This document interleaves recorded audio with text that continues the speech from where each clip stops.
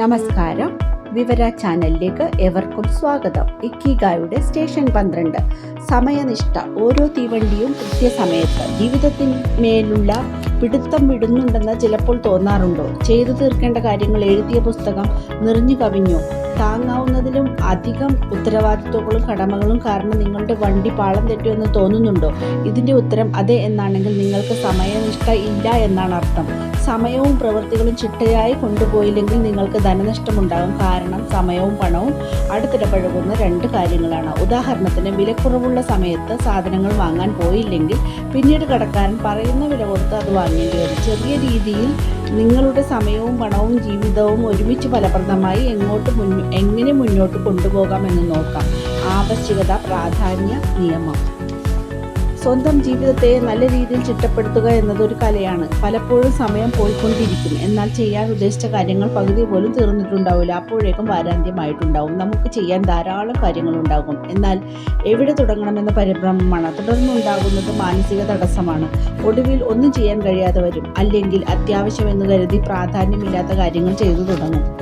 ഒരാഴ്ചയ്ക്കുള്ള പരിപാടി ചിട്ടപ്പെടുത്താൻ ചില കാര്യങ്ങൾ ശ്രദ്ധിക്കാനുണ്ട്. ഏത് ജോലിയാണ് അത്യാവശ്യം, മുമ്പ് ചെയ്ത ജോലി ഏതെല്ലാം, ഏത് ജോലി ചെയ്താലാണ് കുറ്റബോധമില്ലാതെ വാരാന്ത്യം സമാധാനത്തോടെ ചെലവിടാൻ കഴിയുക, രാത്രി സുഖമായി കിടന്നുറങ്ങി രാവിലെ പിരിമുറുക്കമില്ലാതെ എഴുന്നേൽക്കാൻ കഴിയുക എന്നെല്ലാം ആദ്യം തന്നെ വ്യക്തമായി മനസ്സിലാക്കാൻ സാധിക്കണം.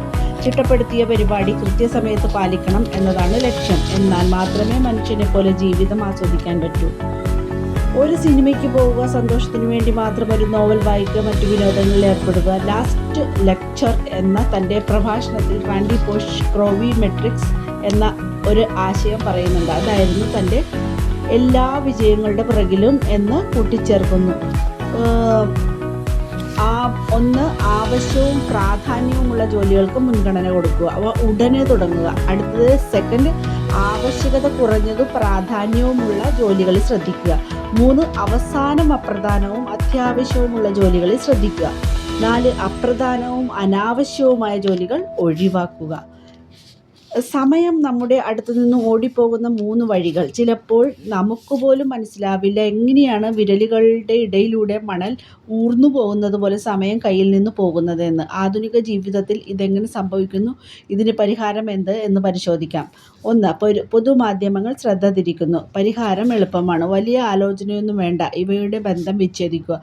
നമ്മൾ ഒരു പ്രവൃത്തി ചെയ്തുകൊണ്ടിരിക്കുമ്പോഴെങ്കിലും 2, സുഹൃത്തുക്കൾ, കക്ഷികൾ, സഹപ്രവർത്തകരോടൊപ്പം ഭക്ഷണം. ഉദ്യോഗസ്ഥർ അധികവും പുറത്തുനിന്നും കഴിക്കുന്നവരാണ്. പരിശോധിച്ചാൽ അറിയാം. പണം മാത്രമല്ല പോകുന്നത്, ഓരോ ദിവസവും 2 മണിക്കൂർ വീതം വെച്ച് നഷ്ടമാകുന്നുണ്ട്. ഭക്ഷണത്തിൻ്റെ ഒപ്പം വൈനുമുണ്ടെങ്കിൽ പറയുകയും വേണ്ട. പരിഹാരം: ആഴ്ചയിൽ 1-2 തവണ മാത്രം ഇങ്ങനെ ഭക്ഷണം കഴിക്കുക. ധാരാളം കക്ഷികളുണ്ടെങ്കിൽ അവരെ 4-5 പേരടങ്ങുന്ന സംഘങ്ങളാക്കി അവരുടെ തൽപര വിഷയങ്ങളനുസരിച്ച് തിരിക്കുക.